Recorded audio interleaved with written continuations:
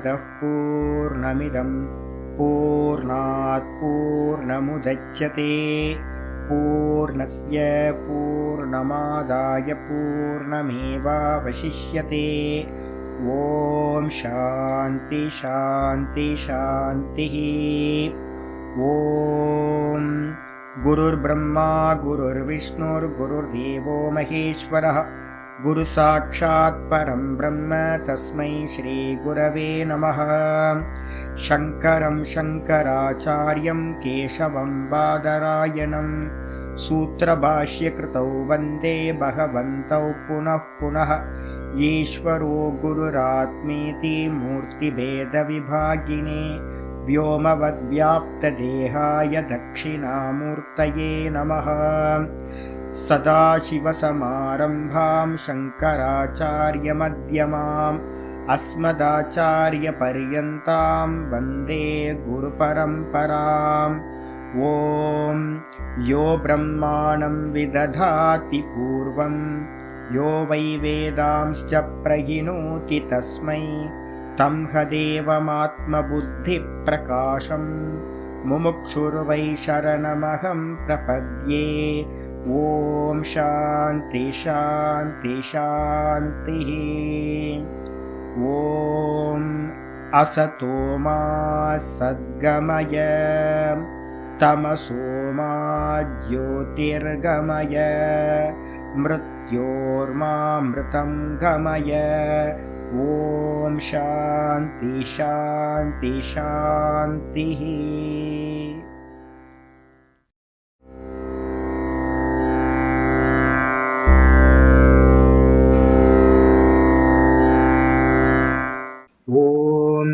गुरुर्ब्रह्मा गुरुर्विष्णुर्गुरुर्देवो महेश्वरः गुरुसाक्षात् परं ब्रह्म तस्मै श्रीगुरवे नमः। ॐ वन्दे गुरूणां चरणारविन्दे सन्दर्शित स्वात्मसुखावबोधे निःश्रेयसे जाङ्गलिकायमाने संसारहालाहलमोहशान्त्यै।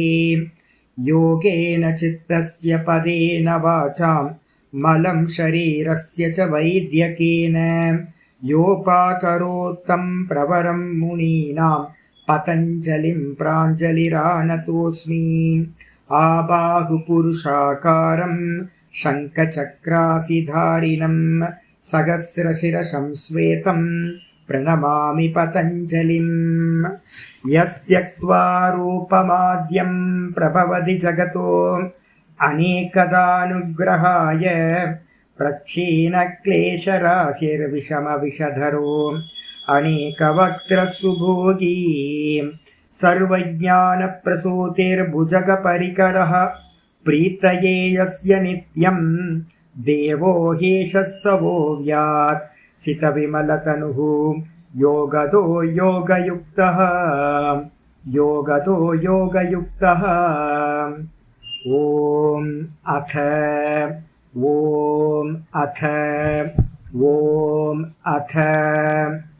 अथ योगानुशासनम्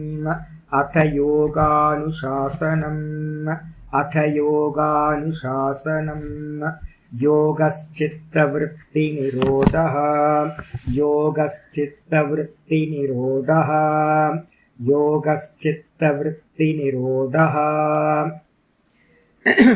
யோகம் என்றால் சித்தவிருத்தி நிரோதம்.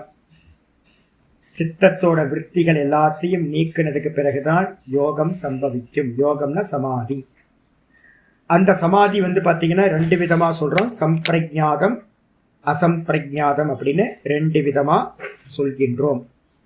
நேற்று நம்ம என்ன பார்த்துருக்கோம் அப்படின்னு கேட்டிங்கன்னா 3 குணங்களை பற்றி பாஷ்யத்துல பார்த்துருக்கோம். சித்தம் ஹி பிரக்யா பிரவருத்தி ஸ்திதி ஷீலத்வாத் திரிகுணம். இந்த சித்தம்ன்றது பார்த்தீங்க அப்படின்னா 3 குணங்களால் ஆனது. பிரக்யான்னு சொல்லக்கூடிய பிரகாசம், பிரக்யான பிரகாசம் எது அப்படின்னா சத்துவகுணம், ஞானம், நாலேஜ் அது. அதுக்கப்புறம் பார்த்தீங்கன்னா பிரவிற்த்தின்னு சொல்லக்கூடியது ரஜோகுணம். அதே மாதிரி பிரவிற்த்தினா காரியங்களில் ஈடுபடுறது, நிறைய காரியங்களை பண்ணுறது. காரியங்கள் எங்கெல்லாம் ஆக்ஷன் இருக்கோ அங்கெல்லாம் பிரவிற்த்தி ரஜோகுணம் இருக்குன்னு அர்த்தம். அப்புறம் ஸ்திதின்னு சொல்லுறது வந்து பார்த்தீங்கன்னா, ஸ்திதின்றது வந்து ஸ்டில்னஸ், எந்த காரியமும் பண்ணாமல் இருக்கிறது. மோகம், சத்துவகுணத்திலையும் காரியம் இருக்காது, தமோ குணத்திலையும் காரியம் இருக்காது. ஆனால் சத்துவகுணம் பிரகாசம், தமோ குணம் என்னன்னா இருட்டு. இதுதான் டிஃப்ரெண்ட். அப்போ இந்த ஸ்திதி, இந்த 3 தன்மையை உடையதாக இந்த சித்தமானது இருக்கிறது. சித்தத்தில் வந்து பார்த்தீங்கன்னா எப்பவுமே 3 ஐட்டம் பிரித்து தெரிஞ்சுக்கணும். ஒன்று மேலே இருக்கிறது மனசு, அதுக்கு கீழே இருக்கிறது சங்கல்பம், அதுக்கு கீழே இருக்கிறது வாசனை. மனசுன்றது தாட்ஸுன்றது தான் மனசு. தாட்ஸு நம்ம எதை சொல்கிறோமோ அது எல்லாம் மனசு. அந்த தாட்டுக்கு கீழே வந்து பார்த்தீங்கன்னா சங்கல்பம்னு எது இருக்கோ அதுதான் வந்து பார்த்தீங்கன்னா புத்தி. அதுக்கு கீழே வந்து பார்த்தீங்கன்னா சித்தம்னு எது இருக்கோ அந்த சித்தத்தில் தான் வாசனைகள் ரொம்ப இருக்குது. இதெல்லாம் வந்து பார்த்தீங்கன்னா நான் மற்ற உபனிஷதங்கள்லேருந்து எடுத்து சொல்கிறேன். இதெல்லாம் வந்து பார்த்தீங்கன்னா யோக உபனிஷதங்கள்லாம் நிறைய இருக்குது. அதில் வந்து பார்த்தீங்கன்னா இதெல்லாம் சொல்லப்பட்டிருக்கு, பிரித்து சொல்லப்பட்டிருக்கு. அப்போ வாசனையிலேருந்து தான் வந்து பார்த்தீங்கன்னா சங்கல்பம் உண்டாகுது. சங்கல்பத்திலிருந்து தான் வந்து பார்த்தீங்கன்னா தாட்ஸ் உண்டாகுது. வாசனைகள் அப்படின்னா என்னது அப்படின்னு கேட்டிங்கன்னா, ஜென்மாந்தரத்தில் எதெல்லாம் நம்ம பண்ணுறோமோ, எந்த கர்மம் பண்ணுறதுனாலும் இப்போவும் நம்ம வந்து பார்த்தீங்கன்னா நிறைய கர்மாக்கள் பண்ணிகிட்டு இருக்கோம். எந்த கர்மா பண்ணாலும் அந்த கர்மா வந்து பார்த்தீங்கன்னா சுகத்தை கொடுக்கும், துக்கத்தை கொடுக்கும். எந்த வஸ்துவாக இருந்தாலும் அதை நம்ம அடையும் போது சுக துக்கம் கலந்து தான் இருக்குது. அப்போ ஒன்று அடையும் போது அந்த அனுபவம் சுக அனுபவமா துக்க அனுபவமா சித்தத்தில் வாசனைகளாக பதிவாகுது. அப்போ வாசனைகள்னாவே என்ன அர்த்தம் எடுத்துக்கணும் அப்படின்னு கேட்டிங்கன்னா, சுகதுக்க அனுபவங்கள் நம்ம மனசுக்குள்ளார இருக்கிற பதிவு. அதிலிருந்து நமக்கு என்ன உண்டாகுதுன்னு கேட்டிங்கன்னா, திரும்ப வந்து பார்த்தீங்கன்னா 10 முறை நான் வந்து நல்ல கும்பகோணம் காஃபியை குடிச்சு நல்ல ஃபில்டர் காஃபி குடிச்சிருக்கேன். அது வாசனையாக சுகமாக பதிவாயிருக்கும். அதுக்கு அடுத்தது நான் என்ன பண்ணுறேன், எங்கேயோ நான் போகும்போது வந்து பார்த்தீங்கன்னா கும்பகோணம் டிகிரி காஃபின்னு போட்டிருக்கு. சென்னை ரூட்டில் போகிறேன், மாமண்டூர் பக்கத்தில் வந்து பார்த்தீங்கன்னா ஒரு கும்பகோணம் டிகிரி காஃபின்னு இருக்கும். அதை பார்த்த உடனே வந்து பார்த்தீங்கன்னா ஜி காஃபி நல்லா இருக்குல்ல ஜி அப்படின்னு ஒரு சங்கல்பம் வருது உள்ளுக்குள்ளார. அப்போ உள்ளே வந்தோடனே நான் முன்னாடியே நான் என்ன சொல்கிறேன்னு கேட்டிங்கன்னா, ஜி அங்கே கும்பகோணம் காஃபி இருக்கும், கடை இருக்கும், அதனால நீங்கள் இறங்கி அந்த காஃபியை சாப்பிட்டு தான் நம்ம போகிறோம் அப்படின்னு வந்து பார்த்தீங்கன்னா நிச்சயம் உண்டாகுது. அப்போது முதல்ல வாசனை சுக வாசனையிலேருந்து என்ன உண்டாகுதுன்னா, கும்பகோணம் காஃபி நல்லா இருக்கும் அப்படின்னு சங்கல்பம் உண்டாகுது. அதுலேருந்து காமம் உண்டாகுது, அந்த காஃபி எனக்கு வேணும் அப்படின்னு காமம் உண்டாகுது. அந்த காமத்தை தொடர்ந்து என்ன உண்டாகுதுன்னு கேட்டிங்கன்னா, எங்கே நிப்பாட்டணும், ஏது நிப்பாட்டணும் வண்டியை, அதெல்லாம் பிளான் பண்ணி நம்ம என்ன பண்ணுறோம், அதெல்லாம் யோசனை பண்ணி அங்கே போய் வண்டியில் நிப்பாட்டி அந்த காஃபியை குடித்தோன்னே திருப்தி உண்டாகுது. அந்த காமம் வந்து என்ன, அந்த திருப்தி உண்டாச்சுல்ல, அந்த திருப்தி வந்து பார்த்தீங்கன்னா திரும்ப புத்தியில் பதிஞ்சிருக்கு. இப்போ நான் சொல்கிறேனே உங்களுக்கு, நான் வந்து அந்த மாமண்டூர் பக்கத்தில், சென்னைக்கு பக்கத்தில் இருக்கிற காஃபி ஷாப்ட்டு வந்து பார்த்தீங்கன்னா ஆல்மோஸ்ட் எத்தனை வருஷம் ஆகுது, ஒரு 6-7 வருஷத்துக்கு மேலே இருக்கும். 6-7 வருஷம் கழித்து வந்து பார்த்தீங்கன்னா மாமண்டூரில் காஃபி சாப்பிட்டது ரொம்ப நல்லா இருந்துச்சு அப்படின்னு பதிவாயிடுச்சு. அது இப்போ வந்து பார்த்தீங்கன்னா அங்கே கிளாஸில் வந்து பார்த்தீங்கன்னா நேச்சுரலாக வந்து பார்த்தீங்கன்னா இப்போ உங்களுக்கு நான் சொல்கிறேன். அப்போ நேச்சுரலாக நான் வந்து பார்த்தீங்கன்னா மாமண்டூரில் காஃபி சாப்பிட்டது ரொம்ப நல்லா இருக்குன்றது எனக்குள்ளார சுக அனுபவமாக பதிவாச்சு. அதுதான் வந்து பார்த்தீங்கன்னா மனசுக்குள்ளார இருக்கும், எப்போ போனாலும் மாமண்டூர் பக்கத்தில் போகும்போது காஃபி சாப்பிடணும் நிச்சயம். அதுலேருந்து வந்து பார்த்தீங்கன்னா தாட்ஸ் வந்து பார்த்தீங்கன்னா ப்ரொடியூஸ் ஆகும். அப்போ வாசனான்றது வந்து பார்த்தீங்கன்னா உள்ளுக்குள்ளார ஏகப்பட்டது இருக்கும். அதுலேருந்து வந்து பார்த்தீங்கன்னா வாசனான்றது விதை மாதிரி, இல்லைன்னா ரூட்டு மாதிரி, விதை மாதிரி இல்லைன்னா வேறு மாதிரி பூமிக்கு கீழே இருக்கிறது. அதுக்கு மேலே சங்கல்பம்ன்றது வந்து பூமிக்கு மேலே வந்து முளையாக வர்றது, செடியாக வர்றது. அதுக்கப்புறம் அதுலேருந்து கிளைகளாக வந்து பார்த்தீங்கன்னா பிரிஞ்சு அதுலேருந்து நிறைய இலைகள் வந்துச்சு அப்படின்னா அதுதான் வந்து பார்த்தீங்கன்னா இது மனசுன்னு சொல்லக்கூடிய ஆலோசனை. அதுலேருந்து தான் வந்து பார்த்தீங்கன்னா நம்ம எதை மனசில் ஆலோசனை பண்ணுறோமோ அதை தான் கர்மத்தில் ஈடுபடுறோம். அந்த கர்மம் வந்து பார்த்தீங்கன்னா பூக்களாக பூத்து காயாக காய்ச்சி அதுக்கப்புறம் திரும்ப கர்ம பலமாக நமக்கு திரும்ப ஜென்மத்தை கொடுத்துக்கிட்டே இருக்கும். அப்போது இதை எல்லாத்தையும் நாசம் பண்ணணும் அப்படின்னா யோக சித்த விருத்தி நிரோதம். அப்போ யோகம் என்ன பண்ண போகுது அப்படின்னு கேட்டிங்கன்னா, சித்தத்தில் இருக்கக்கூடிய விற்த்திகளை எல்லாத்தையும் நீக்கணும் அப்படின்னும் போது வந்து பார்த்தீங்க அப்படின்னா சர்வ விருத்தி நிரோதம் பண்ணிங்கன்னா வாசனைகளையும் நீக்கம் பண்ணிங்கன்னா என்ன ஆகிடும், அசம்பிரஜாத சமாதின்னு சொல்லக்கூடிய நிர்விகல்ப சமாதி. எல்லாம் நீங்கினதுக்கு பிறகு நிர்விகல்ப சமாதி, அசம்பிரஜாத சமாதி உண்டாகுது. சூத்திரத்தில் வந்து பார்த்தீங்கன்னா 2 அர்த்தம் பண்ணிக்கணும். யோக சித்த சர்வ விருத்தி நிரோதம்னு போட்டுக்கணும். முதல் ஸ்டெப் யோக சித்த சர்வ விருத்தி நிரோதம்னு போட்டீங்கன்னா எல்லா விற்த்திகளும், சித்தத்தில் இருக்கிற எல்லா விற்த்திகளும் நீக்கணும்னா என்ன ஆகணும்? மனசு நீங்கணும், அதுக்கப்புறம் சங்கல்பம் நீங்கணும், அதுக்கப்புறம் வந்து பார்த்தீங்கன்னா வாசனைகளும் நீங்கணும். இந்த மூணும் நிவர்த்தி ஆச்சுனா தான் அது அசம்பிரஜாத சமாதி, நிர்விகல்ப சமாதி.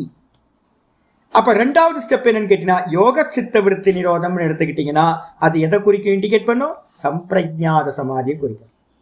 சம்பிரஜாதம் என்னது? சவிகல்பம்.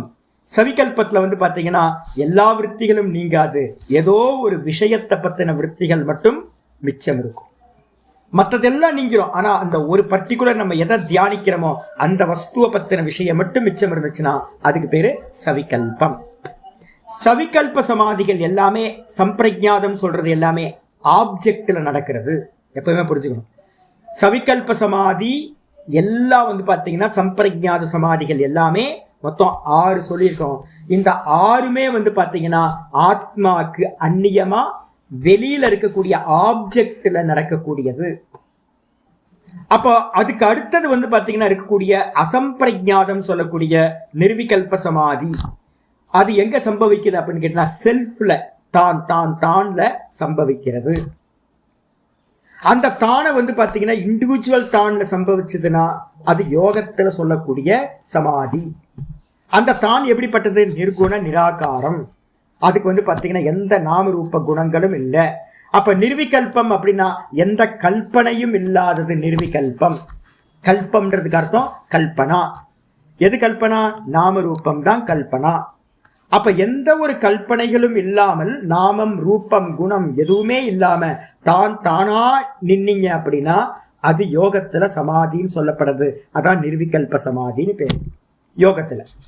வேதாந்தத்துல வந்து பாத்தீங்கன்னா முன்னாடியே நம்ம என்ன பண்ணிருப்போம் அப்படின்னு கேட்டீங்கன்னா இந்த பிரம்மத்தை பத்தி நான் பிரம்மம் அப்படின்னு நானை வந்து பிரம்மம் பிரம்மம் பிரம்மம்னு நல்லா ஞானத்தை கொடுத்து நானும் பிரம்மமும் வேற வேற இல்லை அப்படின்னு அகம் பிரம்மாஸ்மி அப்படின்ற ஞானத்தை நல்லா விசாரம் பண்ணி நான் தான் எல்லாமா இருக்கேன் அப்படின்னு தீர்மானம் பண்ணிட்டதுக்கு பிறகுதான் சமாதிக்கே போறோம் நிதித்தியாசனத்துல. அப்படி போகும்போது அவனும் செல்ஃப்ல வந்து நிற்பான், தான்ல தான் சொரூப பிரதிஷ்டா உண்டாகும். ஆனா அவன் நிக்கிற தான், வேதாந்திகள் நிக்கிற தான் வந்து எதுல நிற்கும்? பிரம்மத்துல போய் நின்று. டோட்டல் காஸ்மிக்ல வந்து பாத்தீங்கன்னா காஸ்மிக்ல நான்ல போய் நின்னீங்க அப்படின்னா அது வேதாந்தம். இண்டிவிஜுவல் நான்ல போய் நின்னீங்க அப்படின்னா அது யோகம். அப்ப ரெண்டுத்திலையுமே வந்து என்ன இருக்கும்? எந்த ஒரு நாமரூப குணங்கள் இருக்காரு. இண்டிவிஜுவல் செல்ஃப்லயும் வந்து பாத்தீங்கன்னா நாமரூபம் இல்லை, வெறும் கான்சியஸ்னஸ். பிரம்மத்திலையும் வெறும் கான்சியஸ்னஸ். அப்ப யோக சமாதியும் அதே மாதிரி வேதாந்த சமாதியும் நிர்விகல்ப சமாதிகள். பக்தியில நடக்கக்கூடிய எல்லா சமாதிகளும் எந்த ஈஸ்வர நாம ரூபங்கள்லாம் எடுத்துக்கிட்டு பக்தி பண்றோமோ அந்த பக்தியில கீதால வந்து 7வது சாப்டர்ல இருந்து 12வது சாப்டர் வரைக்கும் சொல்லக்கூடியது எல்லாமே சவிகல்ப சமாதின்னு சொல்லக்கூடிய கிரமமுக்திக்காக சொல்லக்கூடியது. அதே வந்து பாத்தீங்கன்னா பகவத்கீதையில 6வது சாப்டர்ல தியான யோகம்னு சொல்லி ஸ்பெஷலா சொல்ல போறோம். அது வந்து பாத்தீங்கன்னா என்னது? நிதித்தியாசன ரூபமான தியானம். அது வந்து பாத்தீங்கன்னா நிர்விகல்ப சமாதி, அது வந்து பிரம்மத்துல சமாதி. இப்ப இங்க வந்து பாத்தீங்கன்னா இந்த ரெண்டுத்தையும் தனியா பிரிச்சுக்கிறது. யோகம்னா இண்டிவிஜுவல்ல வந்து நிக்கிறது, வேதாந்த சமாதினா பிரம்மத்துல போய் நிக்கிறது. இவ்வளவுதான் வித்தியாசம். இதுக்கப்புறம் நம்ம என்ன பண்ணிருக்கோம்? 3 குணங்களை பத்தி பார்த்தோம். பார்த்ததுக்கு பிறகு இந்த முதல் லைன் முடிஞ்சது, 2வது லைன் திரும்ப வரும். ஒவ்வொன்னா பூமிகளை பத்தி ஒவ்வொன்னா சொல்ல ஆரம்பிக்குது. என்னன்னு பாருங்க, பேஜ் நம்பர் 25ல கீழே இருக்கிறது. பாஷ்யத்தில் வந்து செகண்ட் இது பிரக்யாரூபம் ஹி சித்த சத்துவம். நான் ஏற்கனவே இன்னைக்கு காலையில கூட வந்து பார்த்தீங்கன்னா சத்துவ சுத்தி அப்படின்னு ஒரு சப்தத்தை பகவத்கீதையில பார்த்துட்டோம். சத்துவ சுத்தினா என்ன அர்த்தம்? சத்துவம்ன்றதுக்கு அர்த்தம் சித்தத்துக்கு ஒரு பேரு சத்துவம். ஏன் அப்படின்னு கேட்டீங்கன்னா இந்த சித்தம்னு சொல்லக்கூடியது சூக்ஷ்ம தேகம், அந்தக்கரணம்னு பேரு. அந்த அந்தக்கரணம் வந்து சத்துவ குண பிரதானமா இருக்கிறது. நல்ல கிளாரிட்டி இருக்கும், அதுல நல்ல கண்ணாடி மாதிரி பிரதிபிம்பிக்கிற சாமர்த்தியம் அந்த அந்தக்கரணத்துக்கு இருக்கு, சித்தத்துக்கு இருக்கு. அப்ப அந்த சித்தம் வந்து பாத்தீங்கன்னா சத்துவ குணத்தினால் செய்யப்பட்டது, பிரகாசம். அதனால என்ன பண்ணிருக்கோம் அப்படின்னு கேட்டீங்கன்னா சித்தத்துக்கே பேர் வந்து பாத்தீங்கன்னா சத்துவம் அப்படின்னு பேர். அப்போ இங்க சொல்றது பிரக்யாரூபம் ஹி சித்த சத்துவம். கிளியரா சொல்லிடுச்சு. பிரக்யாரூபம் ஹி சித்த சத்துவம். சித்தமானது வந்து பாத்தீங்கன்னா சாத்விக அம்சம், சத்வகுண பிரதானமா இருப்பது. அதான் வந்து பிரக்யாரூபம்னு போட்டிருக்கு. பிரக்யான என்ன அர்த்தம்? பிரகாசிக்கிற ரூபம். எது பிரகாசிக்கும்? சத்துவகுணம். அப்ப சத்துவகுணத்தினால் ஆனது வந்து பாத்தீங்கன்னா சித்த சத்துவம். சித்தம்னு சொல்லக்கூடிய சத்துவகுணத்தால் ஆனது. அதுல வந்து பாத்தீங்கன்னா என்ன ஆகும்? ரஜ தமோபியாம். அந்த சத்துவகுணம் வந்து பாத்தீங்கன்னா சத்துவமே, அந்த சித்தமே சத்துவம் தான். அதுல கூட வந்து என்ன சேருது அப்படின்னு கேட்டீங்கன்னா ரஜோகுணமும் தமோ குணமும் அது கூட சம்ஸ்பிருஷ்டம். சம்சிருஷ்டம்ன்றதுக்கு அர்த்தம் அதோடு சத்வகுணத்தோடு ரஜோகுணமும் தமோ குணமும் சேர்ந்து இணையும் போது ஐஸ்வர்ய பிரியம் பவதி. ஐஸ்வர்யத்துல வந்து பாத்தீங்கன்னா பிரியமானது உண்டாகிறது. இந்த லோகத்தில் இருக்கக்கூடிய வெல்த்ல எல்லாம் வந்து பாத்தீங்கன்னா பிரியம் உண்டாகிறது. இதுக்கு என்ன பூமி அப்படின்னு கேட்டீங்கன்னா நம்ம சொல்லியிருக்கோம் க்ஷிப்த பூமி அப்படின்னு பேருக்கு பேர். மொத்தம் சித்தத்தை வந்து பார்த்தீங்கன்னா எத்தனை பூமிகளா பிரிக்கிறோம்? 5 பூமிகளா பிரிச்சிருக்கோம். மூடம், க்ஷிப்தம், விக்ஷிப்தம், ஏகாகிரம், நிருத்தம். இதில் ஆரம்பிக்கிறது வந்து பார்த்தீங்கன்னா நம்ம ஆர்டர் படி பாஷிக்காரர் என்ன பண்ணிருக்கார்? க்ஷிப்தத்துல இருந்து ஆரம்பிச்சிருக்கார். அப்ப சத்துவகுணத்தோட ரஜோகுணமும் தமோ குணமும் ஒன்னா சேர்ந்துச்சு அப்படின்னா அப்ப என்ன ஆகும்? அதுதான் வந்து பார்த்தீங்கன்னா க்ஷிப்த பூமி. அதுல என்ன நடக்கும் சுவாமி? எடுத்துக்காட்டு வந்து பார்த்தீங்கன்னா நம்ம நிறைய சொல்லியிருக்கோம். யார் பேர் எடுத்துக்கணும் அப்படின்னு கேட்டிங்கன்னா ஜெயத்ரதன். ஜெயத்ரதன் மகாபாரதத்தில் வந்து பார்த்தீங்கன்னா சமாதியை பண்ணுறான். அவன் வந்து பூமி எந்த பூமியில் இருந்தான் அப்படின்னு கேட்டிங்கன்னா அவன் இருந்த பூமி க்ஷிப்த பூமி. அதே மாதிரி வந்து பார்த்தீங்க அப்படின்னா பாசுபத அஸ்திரத்தை வாங்கிறதுக்காக அர்ஜுனன் சமாதி அபியாசத்தை பண்ணான் சிவபெருமான் மேல. அதுவும் வந்து பார்த்தீங்கன்னா க்ஷிப்த பூமி. அவனும் துருவன் வந்து பார்த்தீங்கன்னா சின்ன வயசுல ஆசையோட வந்து பார்த்தீங்கன்னா அவனும் விஷ்ணு பெருமான் மேல வந்து பார்த்தீங்கன்னா சமாதி பண்ணான். அவனும் வந்து பார்த்தீங்கன்னா க்ஷிப்த பூமியில. எங்கெல்லாம் ஆசை இருக்கோ, எந்த இடத்துலலாம் ஆசையோடு ஒரு சமாதி பண்ணப்படுதோ அதெல்லாம் வந்து பார்த்தீங்கன்னா க்ஷிப்த பூமி. அப்ப என்ன அர்த்தம்? க்ஷிப்த பூமியில இருந்தாலும் கூட சமாதி சம்பவிக்கும். ஆனா ஆசை இருக்கும். காமக்ரோதம் வந்து பார்த்தீங்கன்னா இருக்கும். ஜெயத்ரதன் வந்து பார்த்தீங்கன்னா குரோதத்தோட வந்து பார்த்தீங்கன்னா தபஸ் பண்ணி சமாதி அடைஞ்சான். அதே வந்து பார்த்தீங்கன்னா அர்ஜுனன் வந்து பார்த்தீங்கன்னா அர்ஜுனனும் துருவனும் என்ன பண்ணாங்க? நல்லா வந்து பார்த்தீங்கன்னா காமத்தினால ஒன்று அடையணுன்ற காமத்தினால என்ன பண்ணாங்க? சமாதி அபியாசம் பண்ணாங்க. அப்ப புரிஞ்சுக்கணும் என்னன்னு கேட்டீங்கன்னா எந்த அவஸ்தையில எந்த பூமியில இருந்தாலும் சமாதி சம்பவிக்கும். அதுதான் முதல் சூத்திரத்தை நம்ம பார்த்துருக்கோம். சார்வபௌம சித்தஸ்ய தர்மக அப்படின்னு பார்த்துருக்கோம். எல்லா பூமிகள்லையும் சமாதி சித்திக்கும். அப்ப க்ஷிப்தத்திலையும் வந்து பாத்தீங்கன்னா சமாதி சித்திக்கும். அடிச்சா இதுக்கு அடுத்தது வந்து பாத்தீங்கன்னா அடுத்த பூமி மூட பூமியை பத்தி சொல்லுது அடுத்த வாக்கியம். மூட பூமி எப்படி இருக்கும் அப்படின்னு கேட்டீங்கன்னா சரி அந்த க்ஷிப்த பூமியில சமாதி சம்பவிச்சது சாமி அது மோட்சத்தை கொடுக்குமா அப்படின்னு கேட்டீங்கன்னா மோட்சத்தை கொடுக்காது. அதனால்தான் வந்து பாத்தீங்கன்னா துருவன் வந்து பாத்தீங்கன்னா 2வது வாட்டி வந்து பாத்தீங்கன்னா திரும்ப தபஸ் பண்ணி திரும்ப மோட்சத்தை அடையிறதுக்கு துருவ பதவி அடையிறதுக்காக திரும்ப தபஸ் பண்றான் ஈஸ்வரனையே வேணும்னு நினைச்சு. அதே மாதிரி அர்ஜுனனுக்கும் வந்து பாத்தீங்கன்னா மோட்சம் கிடைக்கல. அவனுக்கும் நிர்விகல்ப சமாதிலாம் சித்தி ஆகல. ஏன்னு கேட்டீங்கன்னா அவனும் க்ஷிப்த பூமியில தான் இருந்தான். அப்ப அதனால வந்து பாத்தீங்கன்னா க்ஷிப்த பூமியில எந்த சமாதி சம்பவிச்சாலும் அது வந்து பாத்தீங்க அப்படின்னா மோட்சத்தை கொடுக்காது. அது வந்து பாத்தீங்கன்னா வெறும் போகத்துக்காக தான். அதனால நம்ம க்ஷிப்த பூமியில நடக்கக்கூடிய சமாதிகளாக நம்ம ஸ்வீகாரம் பண்ண மாட்டோம். சம்பவிக்கும். பெரிய பெரிய அசுரர்கள்லாம் வந்து பாத்தீங்கன்னா தபஸ் பண்ணாங்க. நிறைய அசுரர்கள் வந்து பாத்தீங்கன்னா என்ன பண்றாங்கன்னு கேட்டா தேவர்களை நாசம் பண்ணணும். அதுக்காக வந்து பாத்தீங்கன்னா வரம் கேட்டு சிவபெருமான நோக்கியும் விஷ்ணு பெருமான நோக்கியும் என்ன பண்றாங்க? தபஸ் பண்ணி சமாதி அடைஞ்சிருக்காங்க. பெரிய பெரிய அசுரர்கள்லாம் தபஸ் பண்ணியிருக்காங்க. அப்ப அதெல்லாம் வந்து பாத்தீங்கன்னா மோட்சம் கொடுக்குமானா? கொடுக்காது. அதனால அவங்க பண்ண தபஸ் அவங்க பண்ண சமாதி எல்லாத்தையும் நம்ம என்ன பண்ண மாட்டோம்? ஸ்வீகாரம் பண்ண மாட்டோம். அப்ப க்ஷிப்த பூமி மோட்ச மார்க்கத்துல இல்லை. தூக்கி போட்டுரு. அதுக்கப்புறம் மூட பூமி எப்படி அப்படின்னு கேட்டா ஆச்சாரியர் சொல்றாரு ததேவ சித்தம். ததேவன்றதுக்கு அர்த்தம் அந்த சித்தமே தமசா அனுவிதம். 26வது பேஜுக்கு மேல வந்துட்டு நான் 26வது பேஜ். ததேவன்றதுக்கு அர்த்தம் அந்த சத்துவ பிரதானமான சித்தமானது தமசா அனுவித்தம். தமசா அனுவித்தம் என்ன அர்த்தம்? தமசோடு பீடிக்கப்படும் போது, தமசுனால பீடிக்கப்பட்ட அந்த சத்துவகுண பிரதானமா இருக்கிற மனசு என்ன ஆகும் அப்படின்னு கேட்டீங்கன்னா, மூடபூமியை பிராப்தி பண்ணும். அந்த மூடபூமி எப்படி இருக்கும் அப்படின்னு கேட்டீங்கன்னா, அதர்ம, அஜ்ஞான, அவைராகிய, அனைஸ்வர்ய உபகம்பவதி.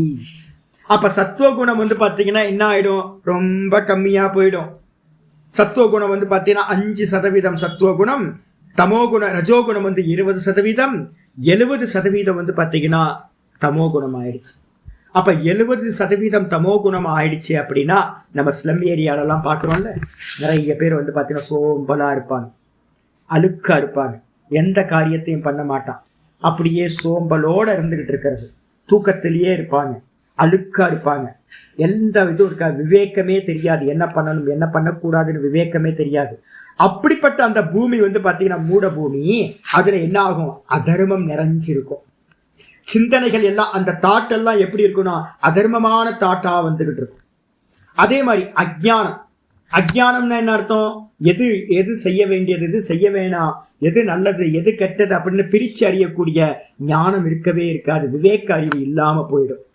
அதுக்கப்புறம் வைராக்கியம் இருக்குமான்னு கேட்டீங்கன்னா, இந்த உலக விஷயத்துல வைராக்கியம் வரவே வராது, ஆசை இருக்கும். அது மட்டும் இல்ல, அனைஸ்வரியம் அப்படின்னா எப்பவுமே தரித்திரமா இருப்பாங்க, சதா காலமும் தரித்திரமா இருக்கும். இந்த விஷயங்கள்ல தான் உபகம்பவத்தினா சித்தம் அதை நோக்கியே செல்லும். சித்தம் வந்து பாத்தீங்கன்னா 70% தமோ குணத்துல இருந்துச்சுன்னா, அதர்மத்திலையும் அஜ்ஞானத்திலையும் வைராக்கியமின்மையிலையும் அனைஸ்வரியனா தரித்திர காரியங்கள்லையுமே இந்த மனசு வந்து பாத்தீங்கன்னா போகும், அழைத்து செல்லும், இந்த லீட் பண்ணும். உபகம்பவதி. இது வந்து மூடபூமி. அப்ப மூடபூமியில இருக்கிறதுக்கு சமாதி சம்பவிக்குமா சுவாமி? நல்லா சம்பவிக்கும். எப்படி சொல்ற சமாதி? ஜட சமாதி. நல்லா தூங்குவான், எரும மாடு மாதிரி தூங்கிட்டு இருப்பான். எரும மாடு மாதிரி வந்து பாத்தீங்கன்னா இருப்பான். நிறைய சாதகர்கள்ல வந்து பாத்தீங்கன்னா, என்னோட சிஷ்யர் கூட ஒருத்தர் இருக்கார். நிறைய பேருக்கு புரியவே புரியாது, நிறைய பேருக்கு புரியாது. தான் சாத்விகத்துல இருக்கமா, ரஜோகுணத்துல இருக்கமா, தமோ குணத்துல இருக்கிறமான்னு நிறைய பேருக்கு புரியவே புரியாது. ரொம்ப, ஏன்னா தான் எதுல இருக்குன்னு தெரியலன்னா என்ன அர்த்தம்? அதான் அஜ்ஞானம். என்னோட சிஷ்யர் ஒருத்தர் இருப்பார், கூறுகெட்ட குக்கர்னு சொல்லுவோம் நாங்கள். அதை கூறுகெட்ட குக்கர். குக்கருக்கு வந்து பார்த்தீங்கன்னா ஒன்றும் தெரியாது. ரைஸ் குக்கர் இருக்குல்ல, அது உள்ள வந்து பார்த்தீங்கன்னா என்ன வேகுதுன்னு அந்த குக்கருக்கு தெரியவே தெரியாது. அது ரைஸ் வச்சாலும் ஒரே மாதிரி தான் இருக்கும், பருப்பு வச்சாலும் ஒரே மாதிரி தான் இருக்கும், அதுக்கு என்ன இருக்குன்னே தெரியாது. அதே மாதிரி நிறைய பேர் என்ன பண்ணியிருக்காங்க அப்படின்னு கேட்டிங்கன்னா, தான் என்னவா இருக்கோம் அப்படின்னே ஒரு விவேகமே இல்லாத ஒரு தன்மை இருக்கும். அப்ப அந்த விவேகம் இல்லாத தன்மை வந்து பார்த்தீங்கன்னா தன்னை என்ன நினைச்சுப்பாருன்னா, என்னோட சிஷ்யர் எப்படி நினைச்சுப்பாருன்னு கேட்டீங்கன்னா, ரொம்ப தாமசம். ஒன்று சொன்னாலும் ரெண்டு ரெண்டு எவ்வளோ, ரெண்டு ரெண்டு, நீங்க அன்னைக்கு ஒரு நாள் சொன்னீங்களா சாமி 8ன்னு சொன்னீங்கல்ல அப்படின்னாரு. 2 2 8ன்னு சொன்னா, இல்ல 2 2 8 தான் சுவாமி சொன்னீங்க, இல்லையா டவுட்டா இருக்குல்ல அப்படின்னாரு. ஆனா அவரை கேட்டா அவர் எப்படி இருப்பாருன்னு கேட்டீங்கன்னா, பரமரிஷி மாதிரியே ஒரு பாவலா பண்ணுவார்.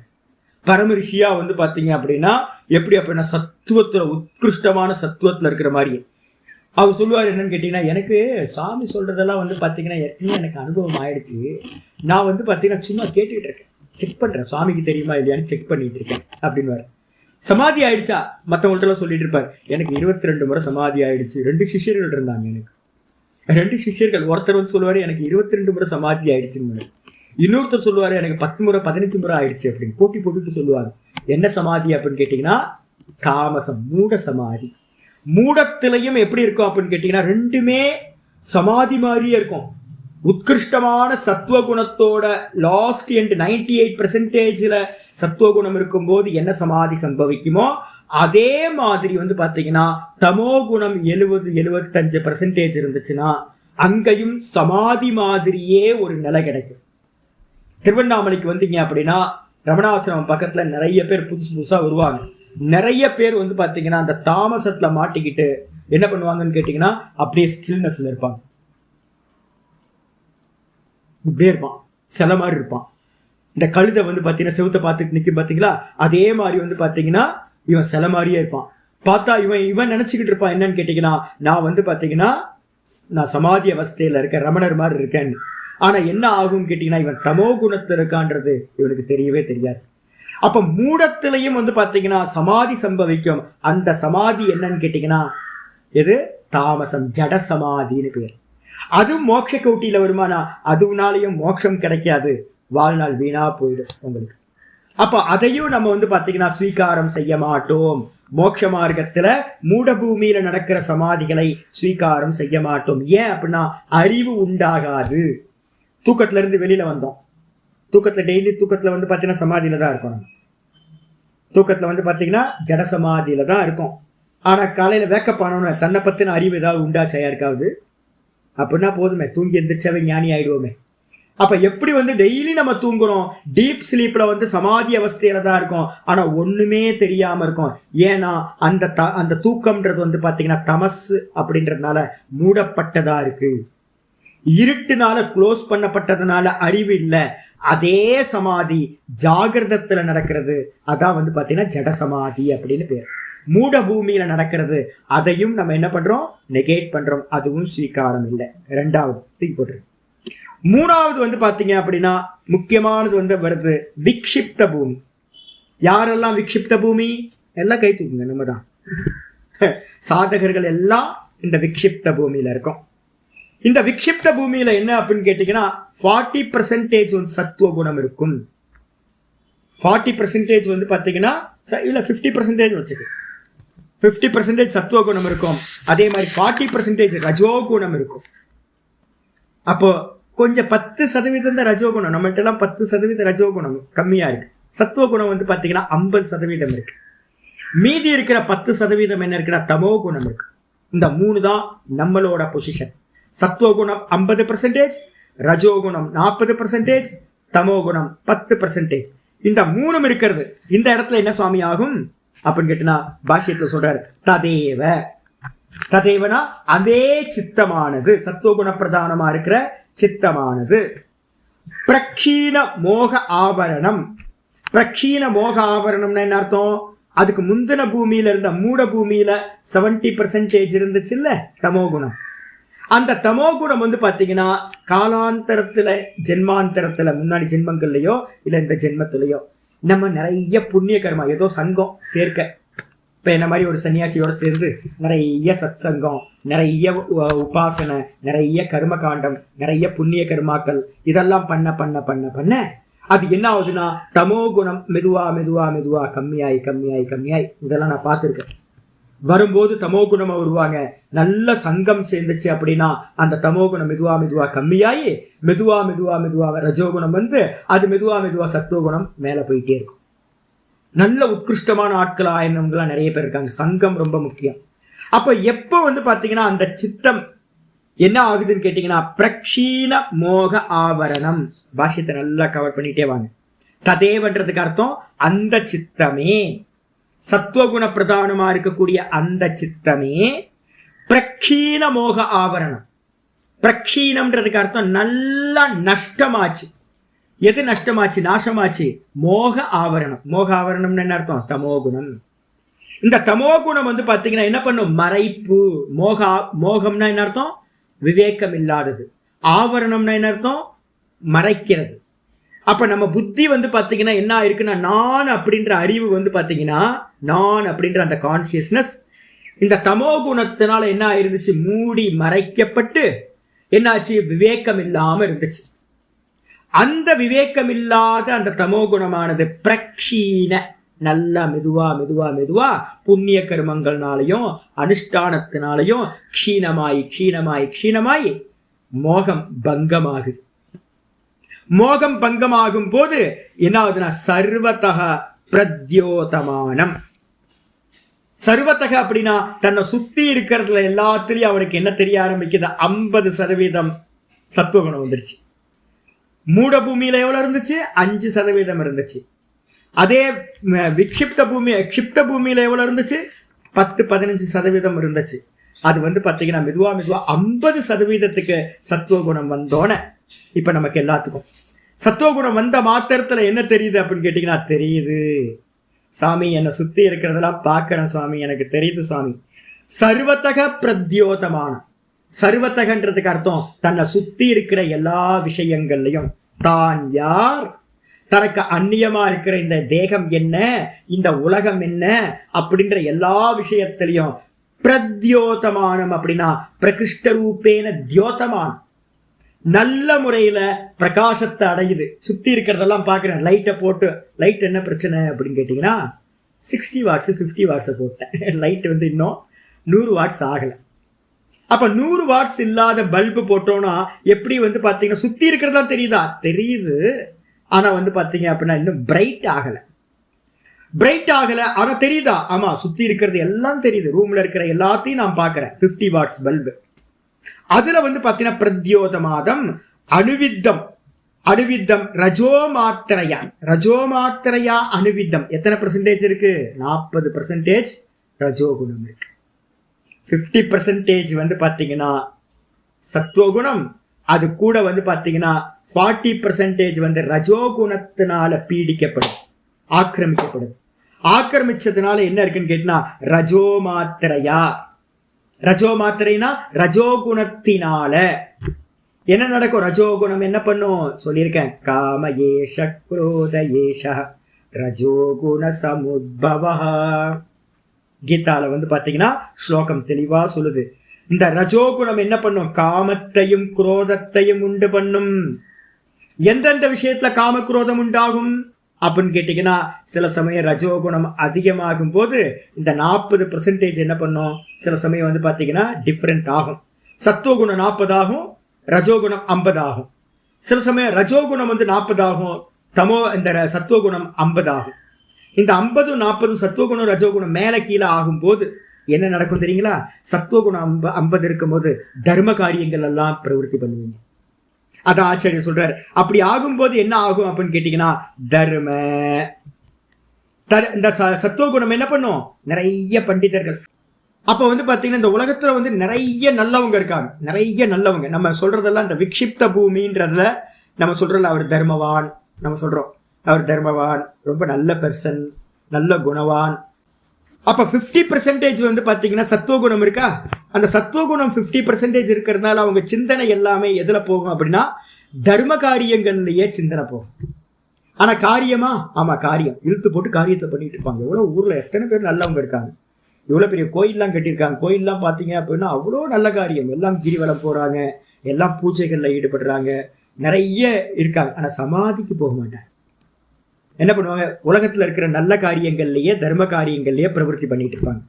அதுக்கப்புறம் நம்மள மாதிரி கொஞ்சம் பேர் என்ன பண்ணுவாங்கன்னு கேட்டீங்கன்னா தர்ம காரியம் பண்ணிக்கிட்டு இருக்கும் போதே ஞான காரியத்திலையும் பிரவருத்தி பண்ணுவாங்க. அங்க ஒரு சத்சங்கம் கிடைக்குது, அங்க வந்து யோக சூத்திரம் சொல்றாங்களே, அங்க உபனிஷத் சொல்றாங்களே, அதை போய் கேட்கலாம். நல்ல புஸ்தகங்களை, கீதா மாதிரியான உபனிஷத் மாதிரி புஸ்தகங்களை படிக்கலாம், யோக சூத்திரம் படிக்கலாம் அப்படின்னு ஞானத்திலையும் பிரவருத்தி பண்ணுவாங்க. ரெண்டாவது தர்ம ஞான. சில சமயம் என்ன ஆயிரும், உலக விஷயமே வேணாம்ப்பா, அதெல்லாம் வந்து பாத்தீங்கன்னா சம்சாரத்தை கொடுக்கறது அப்படின்னு வைராக்கியமும் வந்து பாத்தீங்கன்னா இவங்களுக்கு உண்டாகும். யாருக்கு, நமக்கு தான் வைராக்கியமும் உண்டாகும். கூடவே நமக்கு என்ன இருக்கும், ஐஸ்வர்யத்திலையும் நமக்கு புத்தி இருக்கும். வீட்டுல சௌக்கியமா இருக்கணும்னு எல்லாத்தையும் மனசுக்குள்ள நினைப்போம். தனம் தானியம் பகுபுத்திர லாபம் தீர்க்கமாயுன்னு வெளியில கோயில்ல போய் சங்கல்பம் பண்ணி எனக்கு ஐஸ்வர்யம் உண்டாகட்டும் அப்படின்னு அதையும் பிரார்த்தனை பண்ணிப்போம். யாரு, நம்ம தான். அப்ப இந்த 3வது பூமி தான் வந்து பாத்தீங்கன்னா விக்ஷிப்த பூமின்னு சொல்லக்கூடியது. இந்த 3வது பூமியில தான் நம்ம சாதகர்களா இருக்கிறவங்க எல்லாரும் அதுல இருக்கும். இதுலயும் வந்து பாத்தீங்கன்னா சமாதி சித்திக்குமானா கண்டிப்பா சமாதி சித்திக்கும். இந்த உலகத்துல இருக்கிற சயின்டிஸ்டா இருக்கட்டும், அக்கௌண்டன்டா இருக்கட்டும், நிறைய பேர் இந்த உலகத்துல வந்து பாத்தீங்கன்னா ஒரு ஒரு பெயிண்டரா இருக்கட்டும், ஆர்டிஸ்டா இருக்கட்டும், ஒரு மியூசிஷியனா இருக்கட்டும், இவங்க எல்லாத்துக்கும் வந்து பாத்தீங்கன்னா சமாதி சம்பவிக்குது. இவங்க எல்லாருமே வந்து பாத்தீங்கன்னா ஒரு விஷயத்துல நல்லா கான்சென்ட்ரேஷன் பண்ணி தான் ஒரு விஷயத்துல வந்து பாத்தீங்கன்னா ரொம்ப நிபுணத்துவத்தை அடைஞ்சிருக்காங்க. அந்த நிபுணத்துவத்தை அடையிறது எல்லாமே வந்து பாத்தீங்கன்னா விக்ஷிப்த பூமியில இருந்து நடக்கிறது. அப்ப அங்கேயும் வந்து பாத்தீங்கன்னா ரஜோகுணம் 40% இருக்கிறதுனால காமக்குரோதம் இருக்கும். நல்ல விஷயத்துல தான் காமமும் இருக்கும், நல்ல விஷயத்துல தான் குரோதம் உண்டாகும். யாராவது தப்பு பண்ணாங்கன்னா கோபமா வரும், ஏன் இப்படி பண்றான் அப்படின்னு குரோதம் இருக்கும். அதர்மத்தை பார்த்து வந்து பாத்தீங்கன்னா எல்லாத்துக்கும் கோபம் இருக்கும். நல்லவங்களுக்கெல்லாம் பொறுக்க முடியாது, ஏன் இப்படி பண்றான் ஏன் அப்படின்னு, கோயிலை இடிக்கிறானே, அதை நம்ம இந்தியாவை வந்து இது மாதிரி பண்றானே, அது மாதிரி பண்றானே அப்படின்னு பொங்கி வரும். நம்ம சனாதன தர்மத்துக்கு ஏதாவது நடந்துச்சுன்னா, நல்லவங்களுக்கு ஏதாவது பண்ணா அதுக்காக நம்ம என்ன பண்ணுவோம், ஃபைட் பண்ணுவோம். அப்ப குரோதம் இருக்கும், காமம் இருக்கும், நல்லா இருக்கணும்ன்ற காமம் இருக்கும். இது எல்லாம் விக்ஷிப்த பூமியில இருக்கிறது. அதை நோக்கி தான் வந்து பார்த்தீங்கன்னா இந்த விக்ஷிப்த பூமியில இருக்கிறவங்களோட சித்தம் இந்த தர்மத்திலையும் ஞானத்திலையும் ஐஸ்வர்யத்திலையும் வைராக்கியத்தை நோக்கியும் தான் இந்த சித்தத்தை இந்த குணம் லீட் பண்ணி கொண்டுட்டு போகும். ஆச்சா, இது விக்ஷிப்த பூமி. அப்ப இதுலயும் இருக்கிற சமாதி நம்ம ஸ்வீகாரம் பண்ணுவோமான்னு கேட்டீங்கன்னா, இதுல இருக்கிற சமாதியும் நம்ம ஸ்வீகாரம் பண்ண நல்லவனா இருந்துட்டு போங்க, அதனால மோட்சம்லாம் கிடைக்காது. அப்ப என்னன்னு கேட்டீங்கன்னா அடுத்த கேட்டகரி வருது. அப்ப எதெல்லாம் கேன்சல் பண்ணிருக்கோம்? மூடம் கேன்சல், க்ஷிப்த பூமியும் கேன்சல், அதுக்கப்புறம் விக்ஷிப்த பூமியும் கேன்சல். இந்த மூணுத்துலையும் சமாதி சம்பவிச்சாலும் அந்த சமாதி மோட்சத்தை கொடுக்காது. இதுக்கப்புறம் நம்ம எல்லாம் விக்ஷிப்த பூமியில இருக்கோம். மூணாவது பூமியில நம்ம எங்க வந்தா நமக்கு பேர் மாறும் அப்படின்னா சாதகன், மோக்ஷார்த்தி, சாதகன், உபாசகன், யோகி அப்படின்னு எப்ப பேர் கிடைக்கும் அப்படின்னா ஏகாகிர பூமிக்கு வந்தா மட்டும்தான் நமக்கு பேர் சேஞ்ச் ஆகும். அந்த ஏகாகிர பூமியில என்ன நடக்கும் அப்படின்னு கேட்டீங்கன்னா ததேவ. அடுத்த பேராகிராஃப் இன்னைக்கு பாட்டம் இங்க இருந்து ஆரம்பிக்கும். நல்லா கவனிங்க. ததேவன்றதுக்கு அர்த்தம் அந்த சத்துவகுணமா இருக்கக்கூடிய சித்தமே, சத்துவகுண பிரதானமா இருக்கக்கூடிய சித்தமே ரஜோலேஷ மலாபேதம். ரஜோலேஷ மலாபேதம் என்ன அர்த்தம்? ரஜோகுணம் நம்மள்ட்ட இருக்குல்ல, நம்மள்ட்ட எத்தனை பெர்சன்டேஜ் ரஜோகுணம் இருக்குன்னு சொன்னா, நம்மள்ட்ட இருக்கிற பெர்சன்டேஜ் என்ன சொன்னோம்? 40% ரஜோகுணம் நம்மள்ட்ட எல்லாம் இருக்கு. நல்லவங்க தான் 40% இருக்கு. அப்படிப்பட்ட ரஜோகுணம், நான் இப்போ ஒரு ஆச்சாரியார் வந்து சொல்றேன், கர்மத்தெல்லாம் விடுங்க, சும்மா கர்ம கர்ம கர்ம பகவத்கீதையில படிச்சுட்டு இருக்கோம்ல, பக்திக்கு வந்துருங்க, நிஷ்காமியம் பண்ணுங்க, நிஷ்காமியம் பண்ணுங்க, பண்ணுனா நிஷ்காமியம் பண்ணுங்க அப்படின்னு நிஷ்காமிய கர்ம யோகத்தை பண்ண சொல்றேன். அதுக்கப்புறம் நல்லா உட்காந்து ஓங்கார ஜபத்தை பண்ணுங்க, நல்ல பிராணாயாமத்தை பண்ணுங்க, நல்ல ஓங்கார ஜபத்தை பண்ணுங்க அப்படின்னு சொல்ல சொல்ல சொல்ல நீங்களும் மெதுவா மெதுவா அந்த அனுஷ்டானம் பண்ண ஆரம்பிக்கிறீங்க. கர்மயோகம் பண்றீங்க, கூடவே பிராணாயாமம் பண்றீங்க, கூடவே வந்து பார்த்தீங்கன்னா மந்திர ஜபத்தை பண்றீங்க. நீண்ட நேரம் காலையிலையும் சாயந்தரமும் உட்கார ஆரம்பிக்கிறீங்க. நல்ல அனுஷ்டானத்துக்கு 3 காலத்துல 3 கால சந்தியா பண்ற மாதிரி 3 கால ஜபம், மெதுவா மெதுவா மெதுவா சத்துவகுணமா இருக்கிற உணவு, சத்துவகுணமா இருக்கிற மனுஷங்க, சத்துவகுணமான விஷயங்கள், ஆடியோ வீடியோ எதெல்லாம் நம்ம வந்து கொடுக்குறோமோ அதெல்லாம் சத்து சங்கமா கொடுக்கறது. இந்த சத்து விஷயங்களை கொடுக்க கொடுக்க கொடுக்க கொடுக்க உங்களோட 40% ரஜோகுணம் என்ன ஆகும் தெரியுங்களா? காரியம் பண்ணல அப்படின்னா மெதுவா மெதுவா மெதுவா அந்த ரஜோகுணம் கம்மியாயிட்டே போகும். ரஜோ லேஷ மலாபேதம். ரஜோகுணம்ன்றதான் மலம். இந்த சித்தத்தில் இருக்கக்கூடிய மலம் எது? தமோகுணம், ரஜோகுணம். க்ஷிப்த பூமியில இருக்கிற நமக்கு எல்லாத்துக்கும் வந்து பாத்தீங்கன்னா இந்த தமோகுணம் வந்து பாத்தீங்கன்னா 10% இருக்கு, ஆனா ரஜோகுணம் 40% இருக்கு. இந்த ரஜோகுணம் என்ன பண்ணுன்னு கேட்டீங்கன்னா மெதுவா மெதுவா மெதுவா கம்மியாயிட்டே போகும். இந்த ரஜோகுணம் கம்மியாக கம்மியாக சத்துவகுணம் என்ன ஆகும்? மெதுவா மெதுவா மெதுவா இன்க்ரீஸ் ஆகிட்டே போகும் சத்துவகுணம். இந்த சத்துவகுணம் இன்க்ரீஸ் ஆக இந்த ரஜோகுணம் வந்து பார்த்தீங்கன்னா ரஜோகுணம்னு சொல்லக்கூடிய மலா அபேதம், கொஞ்சமா இருக்கிற அந்த ரஜோகுணமும் மெதுவா மெதுவா மெதுவா கிளீன் ஆகுது. அபேதம்ன்றதுக்கு அர்த்தம் நீங்கி விடும்போது என்ன பூமி கிடைக்குது அப்படின்னு கேட்டீங்கன்னா ஸ்வரூப பிரதிஷ்டம் சத்வ புருஷ அந்நியதாக்கியாதி. ரொம்ப இந்த பாஷ்யம் ரொம்ப கொஞ்சம் கிரிட்டிக்கலானது, நல்லா பொறுமையாக அர்த்தம் எடுங்க. ஏன்னா இந்த ரெண்டுத்துக்குள்ளாரையே என்ன இருக்கு அப்படின்னு கேட்டிங்கன்னா ஏகாகிர சித்தத்தையும் இங்கேயே சொல்லியாயிடுச்சு. இந்த 2 லைன்ல ஏகாகிர சித்தமும் சொல்லியாச்சு, நிருத்த பூமின்னு சொல்லக்கூடிய 5வது நிலையும் சொல்லியிருக்கு. இந்த ஒரே 2 லைன்ல சொல்லியிருக்கு. அப்போ இந்த ரஜோகுணம் வந்து பார்த்தீங்கன்னா 70% ஆச்சு அப்படின்னா, இது சத்துவகுணம் வந்து பார்த்தீங்கன்னா 70% ஆச்சு அப்படின்னா, அப்போ மீதி இருக்கிற பெர்சன்டேஜ் வந்து பார்த்தீங்கன்னா ஒரு 20% வந்து பார்த்தீங்கன்னா ரஜோகுணம், 10% வந்து பார்த்தீங்க அப்படின்னா தமோகுணம். இப்படி இருக்கும்போது என்னாச்சு? 70% சத்துவகுணம் ஆச்சா? இங்கிருந்து ஏகாகிர பூமின்றது இதாக ஸ்டார்ட் ஆகுது. அப்போ இப்போ நம்மகிட்ட இருக்கக்கூடிய 50% சத்துவகுணத்தை 70% சத்துவகுணமா ஆக்குனாதான் நம்ம மோட்ச மார்க்கத்துக்குள்ளார கேட்டுக்குள்ளார என்டர் ஆயிருக்கோம் அப்படின்னு அர்த்தம். ஏகாகிர பூமிக்குள்ளார என்டர் ஆனாதான் நம்ம வந்து மோட்ச மார்க்கத்துல சாதகன் அப்படின்னு, யோகி அப்படின்னு சொல்ல முடியும். அப்போ அந்த 70% ஆகும்போது 40% இருந்த ரஜோகுணம் 20% கம்மியாயிடுது. அப்ப வெளியில பண்ணக்கூடிய காரியங்கள் இருக்குல்ல, பரபரன்னு நிறைய காரியங்கள் இழுத்து போட்டு தர்ம காரியங்கள்லாம் பண்ணியிருப்போம். ஹோமங்கள், பூஜைகள், அதுக்கப்புறம் உலகத்துல இருக்கிற சோசியல் ஆக்டிவிட்டிஸ் எல்லாம் பண்ணியிருப்போம். இதெல்லாம் விட்டுட்டு சிவசிவான்னு ராம ராம ராம ராமன்னு உட்கார்றது.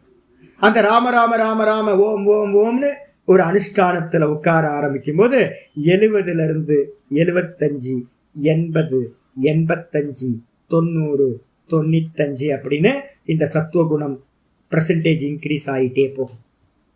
70 வந்து பாத்தீங்கன்னா இருக்கும்போது என்ன ஆகுதுன்னு கேட்டீங்கன்னா, என்னது சவிதர்க்க சமாபத்தி. ஏகாகிர சித்தத்துல 70% வந்துச்சு அப்படின்னா சவிதர்க்கம், 75% வந்து பாத்தீங்கன்னா நிர்விதர்க்கம், அதுக்கப்புறம் 80% சவிச்சாரம், 85% வந்து பாத்தீங்கன்னா நிர்விச்சாரம், அதுக்கப்புறம் 90% வந்து பாத்தீங்கன்னா சானந்தம், 95% வந்து பாத்தீங்க அப்படின்னா சத்துவகுணம் வரும்போது அப்ப சாஸ்மிதான்னு சொல்லக்கூடிய அகங்காரத்துல சமாதி நடந்துருது, பிராணனிடத்துல சமாதி நடந்துருது.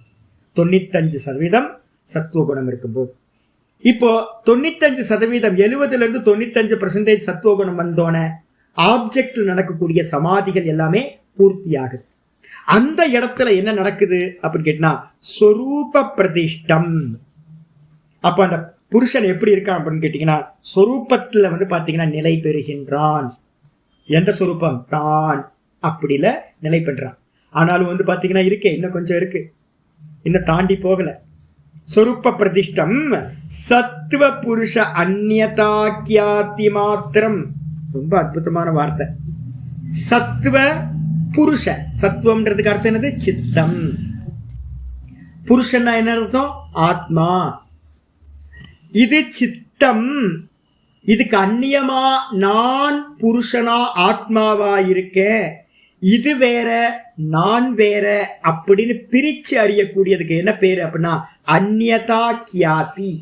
அந்நியதா கியாத்தினா விவேகம்னு அர்த்தம். அந்நியத்தான்னு என்ன அர்த்தம்? இது வேற நான் வேற.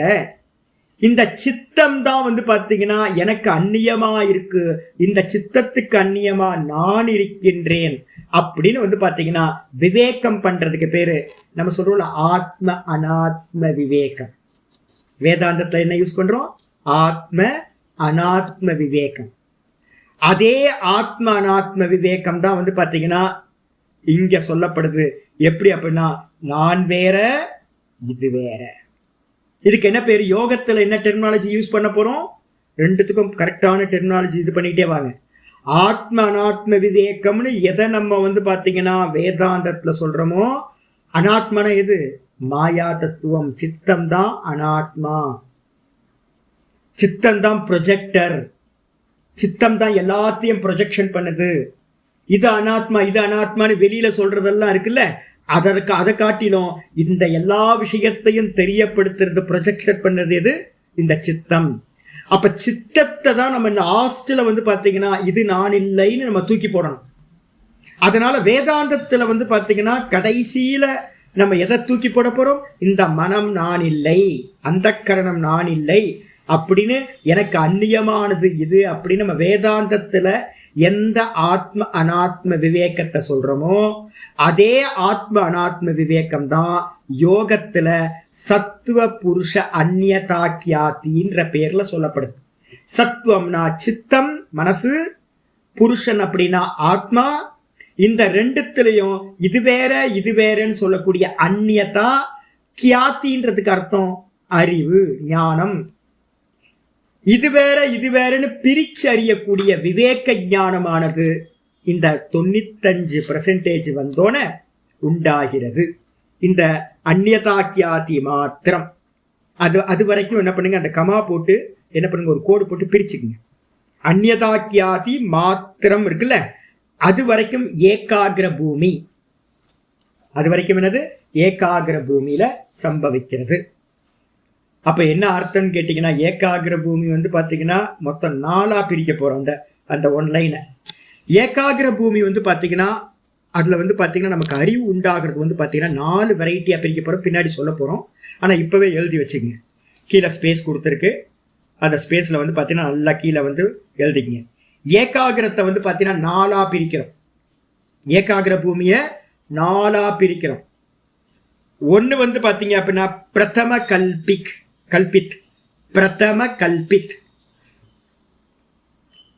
கல்பித் அப்படின்னு பிரிக்கிறோம். ஃபர்ஸ்ட் 70% நீங்க என்டர் ஆயிட்டீங்கன்னு வச்சுங்க, கேட்ல உள்ள வந்தாச்சுன்னு அர்த்தம். அதுக்கு பேர் என்ன? ஏகாகிரகத்துல 70% வந்துட்டீங்க அப்படின்னா பிரதம கல்பிக் வந்தாச்சு. பிரதம கல்பித்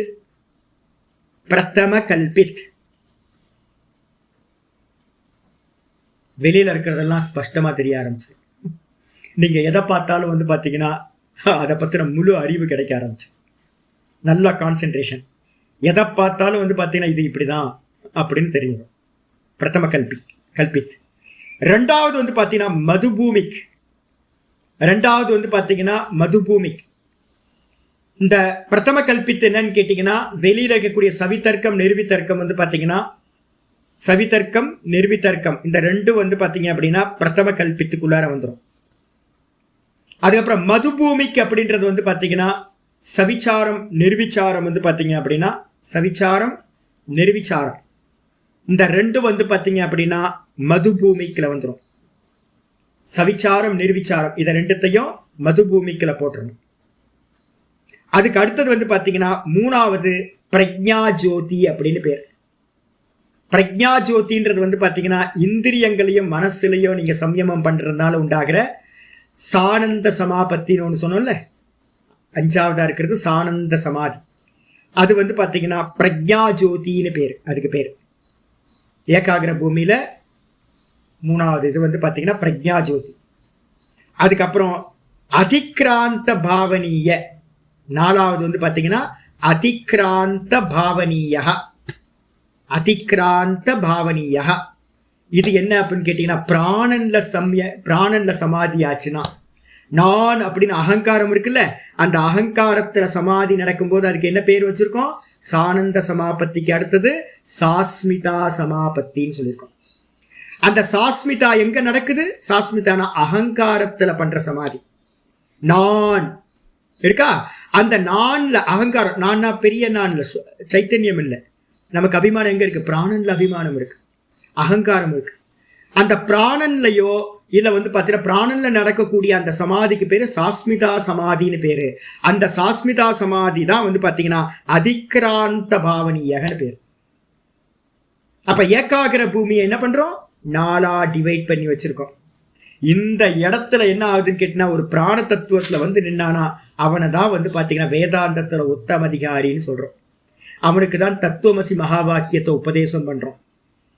இங்க வந்து பாத்தீங்க அப்படின்னா இந்த ஏகாகிர பூமி கம்ப்ளீட் ஆகுது.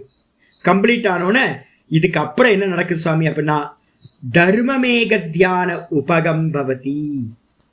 இந்த ஏகாகிர சித்தத்துக்கு அடுத்த பூமி என்னது? மூடம், க்ஷிப்தம், விக்ஷிப்தம், ஏகாகிரம். அதுக்கப்புறம் 5வது பூமி என்னது? நிருத்தம். அப்ப ஏகாகிர பூமியில 95% சத்துவகுணம் ஆனதுக்கு பிறகு அந்த சித்தம் என்ன பண்ணுன்னு கேட்டீங்கன்னா, மெதுவா 5வது பூமியா இருக்கிற நிரோத பூமியை நோக்கி செல்கின்றது. உபகம்பவத்தினா போகுது, நிரோதமாக ஆரம்பிக்குது. நிரோதமாகிறது நான் இதை பத்தி ரொம்ப டீட்டெயிலா பின்னாடி பேச போறோம். நிரோதத்தை நோக்கி இந்த மனசு வந்து பார்த்தீங்கன்னா மெதுவா ஷட் டவுன் ஆகிறத பத்தி போகுது. ஷட் டவுன் ஆக போகும்போது என்ன நடக்குது தெரியுங்களா? அந்த நிரோத பூமியில சம்பவிக்கிற சமாதிக்கு பேரு தர்மமேக சமாதி அப்படின்னு பேரு. நிரோத பூமியில 5வது சவிகல்ப சமாதி கம்ப்ளீட் ஆயிடுச்சு. 95% வந்து பார்த்தீங்கன்னா வந்ததுக்கு பிறகு மீதி இருக்கிறது எவ்வளவு இருக்கும்? தமோகுணமும் ரஜோகுணமும் 2.5% இருக்கும். இது மெதுவா என்ன ஆகும்? 98% சத்துவகுணம் ஆகும். அந்த 98% சத்துவகுணம் 1% ரஜோகுணம் 1% தமோகுணம் ஆகும் போது இந்த சித்தம் வந்து பார்த்தீங்கன்னா நான் அப்படின்னு சொல்லக்கூடிய அந்த நான்ல இருந்து என்ன ஆயிடும்? தனியா கலண்டு போயிடும். சித்தம் இது வரைக்கும் இந்த குட்ஸ் ட்ரெயின் வந்து பார்த்தீங்கன்னா இன்ஜினோட கனெக்ட் ஆயிருந்துச்சு. இப்போ என்ன ஆகி போச்சுன்னா இன்ஜின் தனியாக ஆயிடுச்சு, இந்த குட்ஸ் ட்ரெயின் தனியாக ஆயிடுச்சு. அதே மாதிரி வந்து பார்த்தீங்க அப்படின்னா நான் சொல்லக்கூடிய அந்த நான் இந்த சித்தத்துல இருந்து என்ன ஆயிடுதுன்னு கேட்டீங்கன்னா டிஸ்கனெக்ட் ஆயிடுது. டிஸ்கனெக்ட் ஆனதுக்கு பிறகு இந்த நானா நிக்கிறது. அந்த நானா நிக்கிற அந்த சமாதிக்கு என்ன பேரு அப்படின்னு கேட்டீங்கன்னா தர்ம மேக சமாதி அப்படின்னு பேர். தர்மமேக சமாதியை நோக்கி இந்த ஏகாகிர சித்தம் என்ன பண்ணுது, மெதுவா லீட் பண்ணுது நிரோத பூமியை நோக்கி. நிரோத பூமியில சம்பவிக்கிற தர்மமேக சமாதியை நோக்கி கொண்டுட்டு போகுது. தர்மமேக சமாதினா ஒன்றும் இல்லை, நிர்விகல்ப சமாதிக்கு இன்னொரு பேரு தர்மமேக சமாதி அப்படின்னு பேர். எத்தனை பேர் கொடுத்துருக்க பாருங்க. அசம்பிரஜாத சமாதி, நிர்விகல்ப சமாதி, அதுக்கப்புறம் வந்து பார்த்தீங்கன்னா நிர்பீஜ சமாதி, அதுக்கப்புறம் இப்போ ஒரு பேர் கொடுக்குறோம் தர்மமேக சமாதி. 4 பேர் வந்து பார்த்தீங்கன்னா ஒரே ஐட்டத்துக்கு நிரோத பூமியில சம்பவிக்கிற சமாதிக்கு 4 பேர் கொடுத்துருக்கு. நிர்விகல்ப சமாதி இந்த இடத்துல யூஸ் பண்றது, நிர்விகல்ப சமாதி யூஸ் பண்ண மாட்டோம். என்ன யூஸ் பண்ண போறோம், அசம்பிரஜாத சமாதி. அது கம்பேரிசன் எதுக்கு அப்படின்னா நம்ம புத்தியில கரெக்டா ஆகணுன்றதுக்காக, ஏன்னா நமக்கு பிராக்டிஸ் இல்லை, அதுக்காக சொல்றேன். அப்போ இன்னொரு பேர் என்னன்னு கேட்டீங்கன்னா நிர்பீஜ சமாதின்னு பேர். நிர்பீஜம்னா என்ன அர்த்தம், அதை போயிட்டீங்கன்னா திரும்ப வந்து பர்த் கிடைக்காதுன்னு அர்த்தம். அதனால அதுக்கு பேர் நிர்பீஜ சமாதின்னு பேர். நிர்விகல்ப சமாதிக்கு இன்னொரு பேரு நிர்பீஜ சமாதி. அதுக்கு அடுத்து இன்னொரு பேர், இப்போ ஒரு பேர் உங்களுக்கு சொல்லித்தரோம், தர்மமேக சமாதி அப்படின்னு. அந்த நிர்விகல்ப சமாதிக்கு இன்னொரு பேர் இருக்கு. அப்ப இந்த சித்தம் என்ன பண்ணுது அப்படின்னு கேட்டீங்கன்னா மெதுவா அந்த தர்மமேக சமாதின்னு சொல்லக்கூடிய அந்த நிருத்த பூமியை நோக்கி போகுது.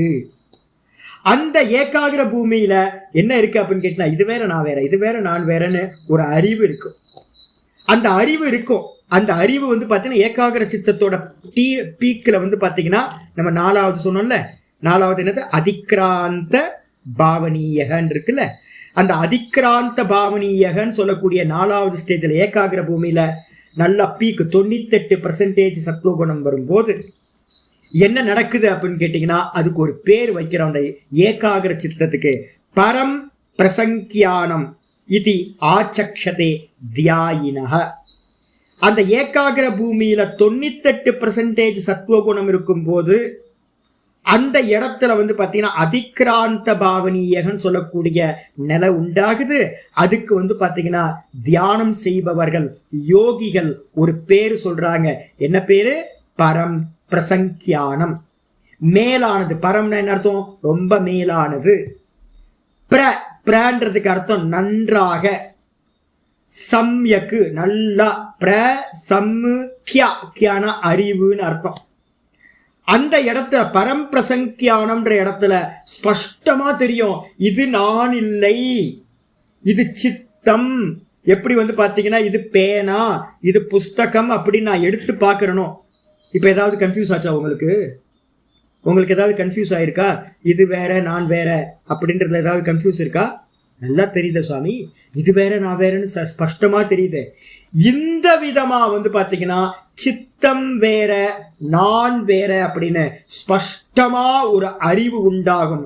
அந்த அறிவுக்கு என்ன பேர் அப்படின்னா பரம் பிரசங்கியானம் அப்படின்னு பேர். பரம் பிரசங்கியானம் எங்க நடக்குது? பரம் பிரசங்கியானம் ஏகாகிர பூமியோட லாஸ்ட் டிப்ல வந்து பாத்தீங்கன்னா நடக்கக்கூடிய அந்த ஸ்டேஜ். அந்த அறிவு விவேக அறிவு ஸ்பஷ்டமாயிடும்.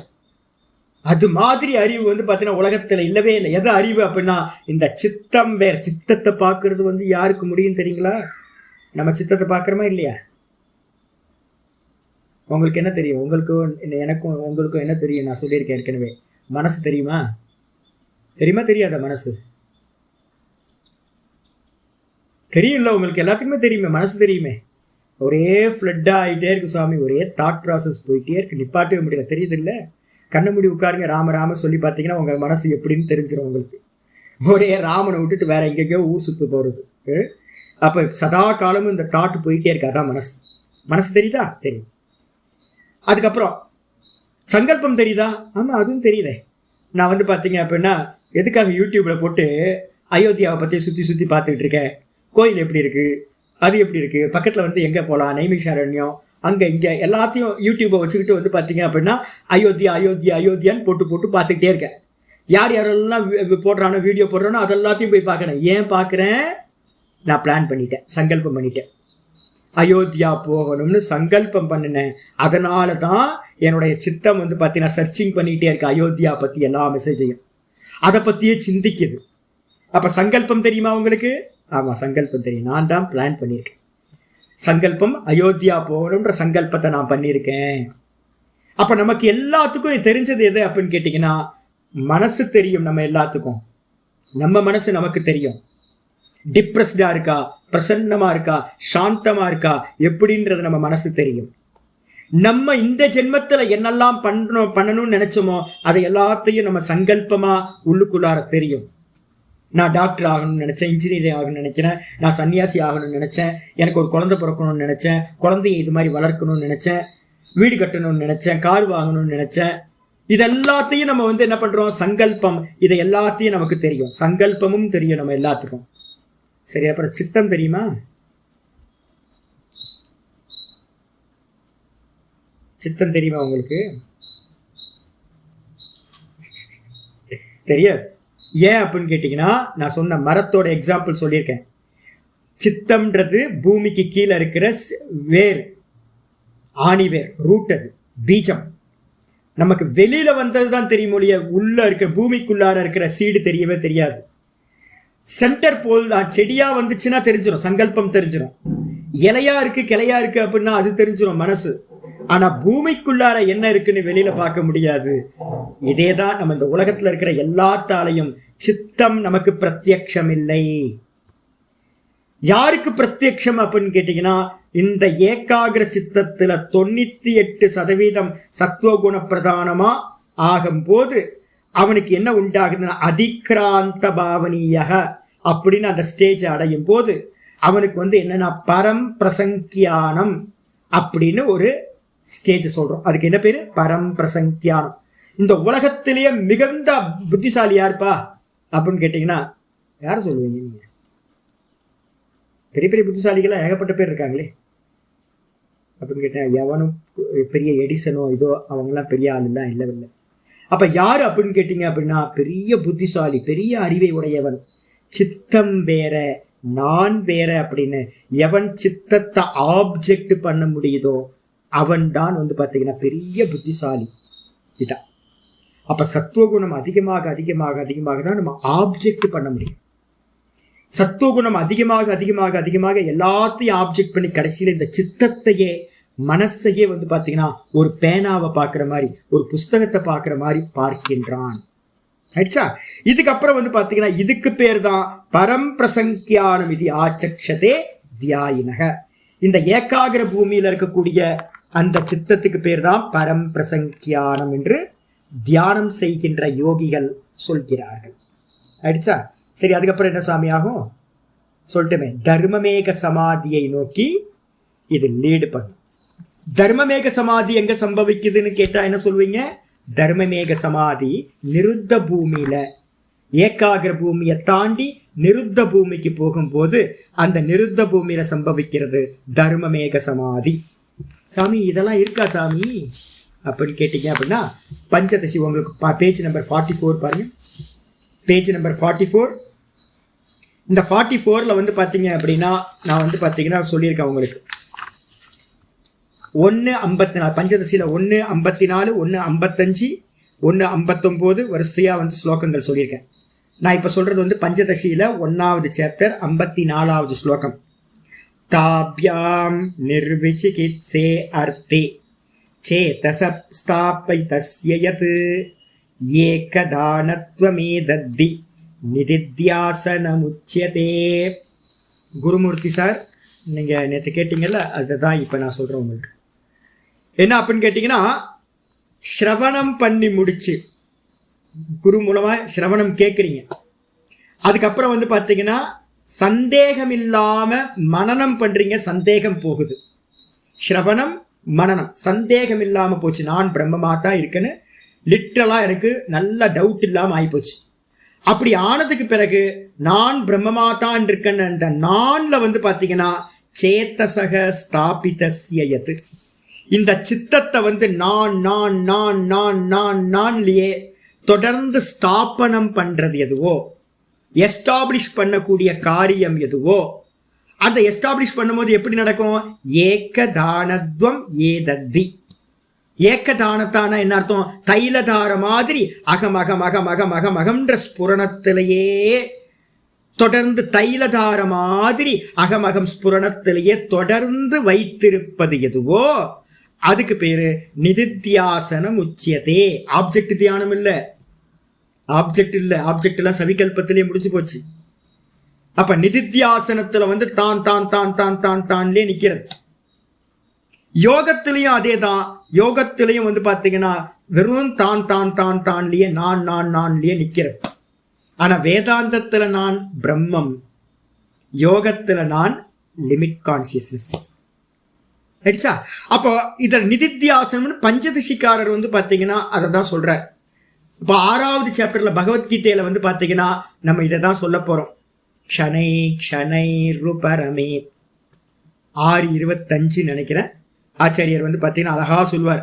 க்ஷனை க்ஷனை ரூபரமேத் புத்தியா திருதி கிரகீதயா. இது கூட கொடுத்துருப்பேன் உங்களுக்கு பேஜில், எந்த பேஜில் கொடுத்துருக்கேன்னு தெரியல. க்ஷனை க்ஷனை ரூபரமேத் புத்தியா திருதி கிரகீதயா.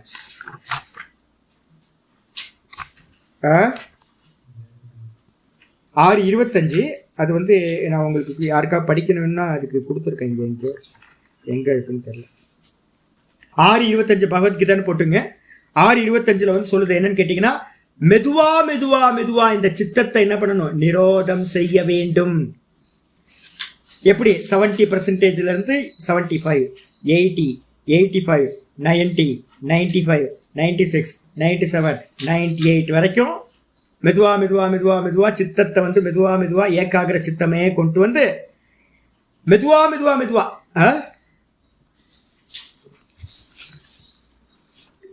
20லயும் இருக்கா? 20ல இருக்கு. பார்த்துங்க. ஆமாம், எங்கே இருக்கு? அது காணுமே, 25 காணுமே. 33 இல்லையா? சரி, 33 பார்த்துங்க. 28ல ரெண்டு இடத்துல சொல்லியிருப்பாமா, 1-2 இடத்துல. ஆமாம், க்ஷனை க்ஷனை ரூபரமேத் 28லையும் இருக்குது. அதே மாதிரி 33லையும் ஒரே ஒரு லைன். 33ல் க்ஷனை க்ஷனை ரூபரமேத் புத்தியா திருதி கிரகீதையான்னு சொல்லியிருக்கேன். 25ல் ஃபுல் ஸ்லோகமும் சொல்லியிருக்கேன். 25ல் இருக்கிறத பாருங்க, ஃபுல் ஸ்லோகமும் சொல்லியிருக்கு. மெதுவா மெதுவா மெதுவா மெதுவா இந்த புத்தியை நிரோதம் பண்ணிக்கிட்டே வந்து, நிரோதம் பண்ணுறதுன்னு என்ன அர்த்தம்? விற்த்தியை வந்து பார்த்தீங்கன்னா மெதுவாக சத்துவகுணம் அதிகமாக அதிகமாக அனுஷ்டானம் அதிகமாகிட்டே போகுது, அனுஷ்டானம் அதிகமாகிட்டே போகுது. தான் தான் தான் தான் தான்லே நிற்க நிற்க மந்திர ஜபம் வந்து பார்த்தீங்கன்னா ஓங்கார ஜபத்தை வந்து 90-95% வரைக்கும் ஓங்கார ஜபத்தை கொண்டே போயிட்டு இருக்கீங்க. அப்போ ஓங்கார ஜபம் நல்லா வந்து பார்த்தீங்கன்னா 95% கொண்டு வந்ததுக்கு பிறகு ஓங்காரத்தை விட்டுட்டு ஓங்காரத்தோட 4வது மாத்திரை என்னது? துரிய மாத்திரான்னு சொல்கிறோம். அகார உக்கார மகாரம், மகாரத்துக்கு அப்புறம் இருக்கிற துரியம் அமாத்திரா. அந்த மகாரத்தில் வந்து பார்த்தீங்கன்னா அங்கே யார் இருக்கா? நான் மாத்திரம், பார்ப்பவன் மாத்திரம் இருக்கேன். அந்த பார்ப்பவன் மாத்திரமா வந்து பார்த்தீங்கன்னா வெறுமனே மெதுவா மெதுவா மெதுவா புத்தியை நிரோதம் பண்ணி கொண்டு வந்து ஆத்ம சம்ஸ்தம் மன கிருத்வா நகிஞ்சிதபி சிந்தையேத். ஆத்ம சம்ஸ்தம்னா தன்னிடத்திலேயே நன்றாக நிலை பெற செய்து இந்த மனசை என்ன பண்றது? இந்த மனசை தூக்கி எல்லாத்தையும் தூக்கி இந்த ஆத்மாலேயே எஸ்டாப்ளிஷ் பண்ணி வேற எந்த ஒன்றையும் சிந்திக்க வேண்டாம் அப்படின்னு சொல்றாரு. இதான் நிதித்தியாசனம். இதான் நிதித்தியாசனம். இதுக்கு பேர் தான் வந்து பார்த்தீங்கன்னா இதோட பரிபக்குவம் ஆக ஆக ஆக அந்த எஸ்டாப்ளிஷ் வந்து பார்த்தீங்கன்னா நல்ல முறையில் ஆயிடுச்சு அப்படின்னா அந்த இடத்துல வந்து பார்த்தீங்கன்னா என்ன நடக்கும் சுவாமி அப்படின்னு கேட்டீங்கன்னா பஞ்சதசிக்காரர் 44வது பேஜில் 1:55 பஞ்சதசியில் 1வது அத்தியாயம் 55வது ஸ்லோகத்தில் பஞ்சதசி வித்யாரண்ய சுவாமிகள் சொல்றார். தியாத்ரு தியானே பரித்யஜ்ய க்ரமாத் த்யேயைக கோச்சரம்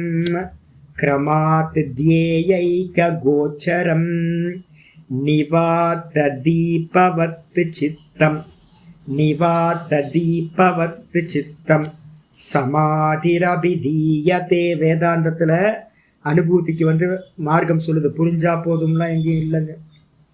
பஞ்சதசிக்காரரோ ஜீவன் முக்தி விவேகத்திலேயோ இல்லை நிறைய கிரந்தங்கள் பகவத்கீதையிலையோ புரிஞ்சா போதுன்றதெல்லாம் இல்லை.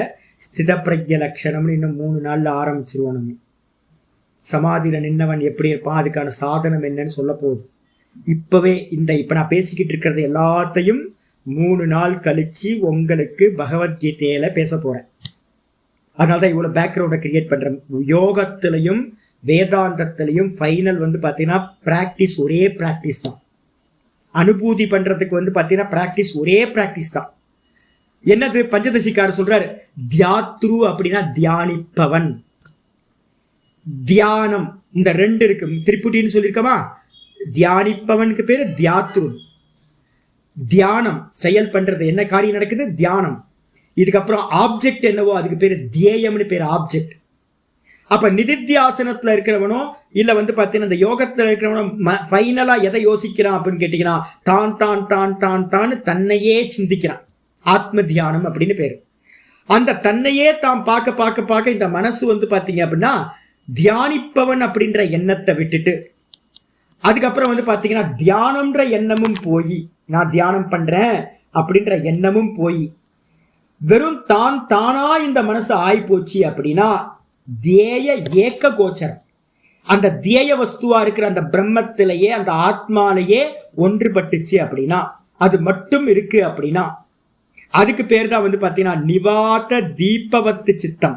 அந்த சித்தம் எப்படி ஆகுது அப்படின்னா அந்த தான்ல நின்று அது எப்படி இருக்குன்னா வெறும் தீபம் எரிஞ்சா எப்படி இருக்கும், வெறும் பிரகாசம்.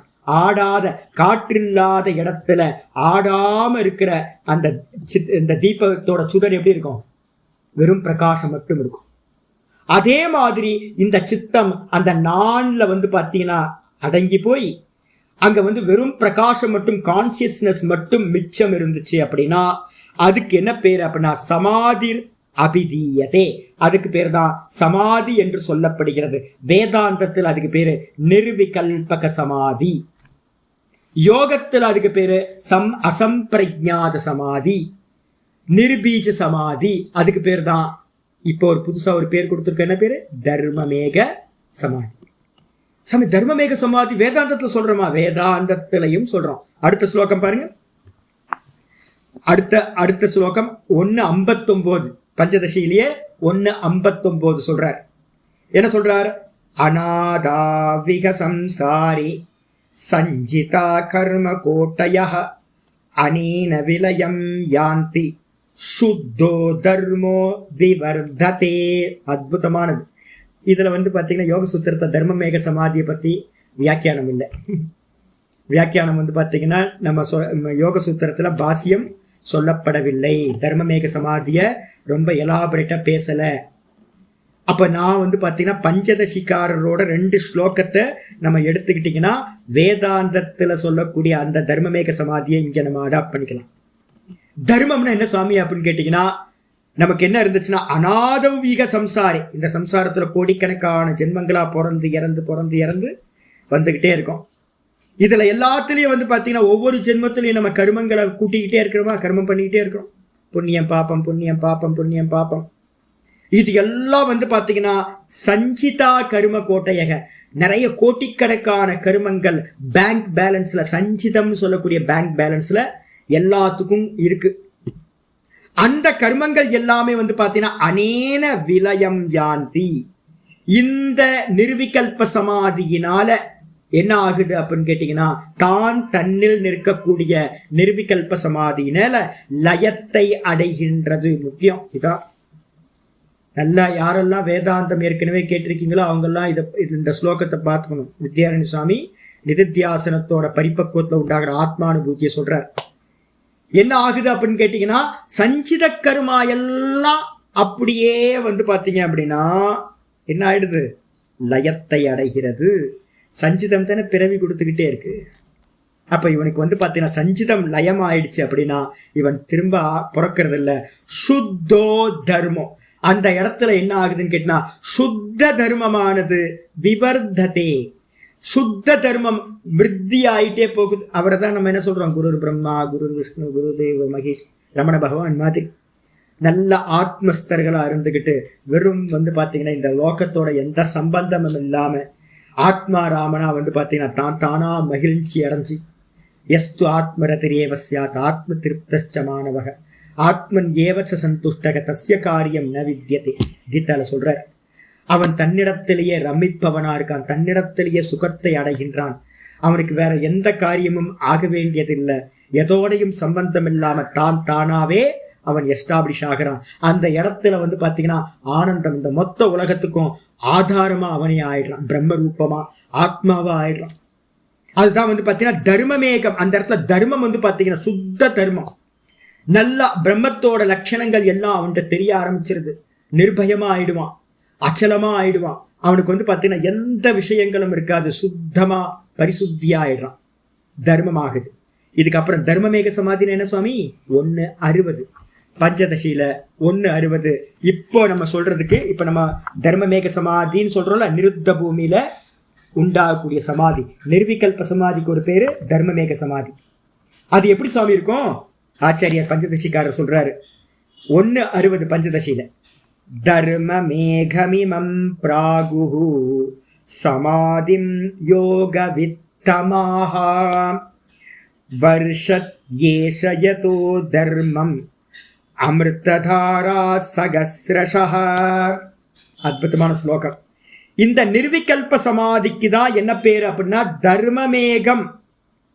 இமம் பிராகு, இந்த சமாதியை, நிருத்த பூமியில உண்டாகக்கூடிய நிர்விகல்ப சமாதியை, அசம்பிரஜாத சமாதியை, யோகத்தில் பாத்தீங்கன்னா யோக வித்து தமாக, யோகத்தை அறிந்தவர்களில் மிகவும் மேலானவர்கள், சிரேஷ்ட புருஷர்கள், சமாதியை நல்லா தெரிஞ்சவங்க, இந்த சமாதிக்கு பேர் என்ன சொல்றாங்க, தர்மமேகம் என்று சொல்கிறார்கள். எந்த சமாதிய, நிர்விகல்ப சமாதிக்கு இன்னொரு பேர். அந்த இடத்துல என்ன நடக்குது, வருஷதி ஏஷ யதோ தர்மம். அந்த இடத்துல பாத்தீங்கன்னா சதா பாத்தீங்கன்னா தர்மம் வருஷிக்குதான். மழை பெய்யுதுன்னு சொல்றோம்ல, மழை பெஞ்சா எப்படி இருக்கும், தண்ணியா வருஷிக்குது. அதே மாதிரி பாத்தீங்கன்னா சாமி இது எப்படி சுவாமி சொல்றது, நல்லா ஒரு நெல்லிக்காய் எடுத்து நல்லா சாப்பிடுங்க. சாப்பிட்டு பாத்தீங்க அப்படின்னா அப்படியே சாப்பிட்டு முடிச்சதுக்கு பிறகு கொஞ்ச நேரம் கழிச்சு காத்த உள்ள இழுங்க பாருங்க அப்படின்னு சொன்னீங்கன்னா உள்ளுக்குள்ளார அப்படியே ஒரு இனிப்பு பரவுமா. நான் சொல்ற எக்ஸாம்பிள் அப்படியே டிட்டோவா ஒரு 3 நாள் லீவ் வரும். இந்த 3 நாள் லீவில் என்ன பண்ணுறீங்க, காலையில் உட்காருங்க. நான் சொல்கிற மாதிரி ஓங்காரத்தை பார்த்தீங்கன்னா ஒரு மணி நேரம் உட்கார பிரதானமாக ஓம்னு 1 மணி நேரம் பண்ணுங்கள், 2 மணி நேரம் பண்ணுங்கள். அதுக்கப்புறம் என்ன பிளான் பண்ணுங்கள், எந்த சாப்பாடு இருக்கக்கூடாது, சாப்பாடு இருந்தாலும் அவாய்ட் பண்ணுங்க, இல்லைன்னா ஜூஸ் ஃபாஸ்டிங் வச்சுக்கிட்டு மகாரத்தை மட்டும் என்ன பண்ணுங்க அப்படின்னு கேட்டிங்கன்னா காலையில் 2 மணி நேரம் சொல்லிட்டு மகாரத்தை ஆரம்பிச்சிருங்க. ஓம்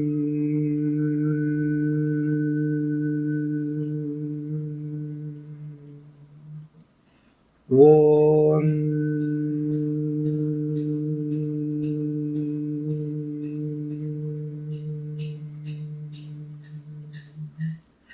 ஓம்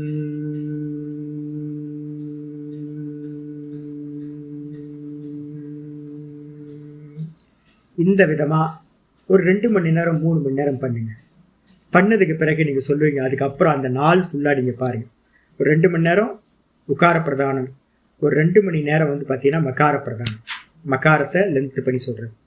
இதை சொல்லிட்டு பார்த்தீங்கன்னா அன்றைக்கி நாள் ஃபுல்லாக பாருங்கள்.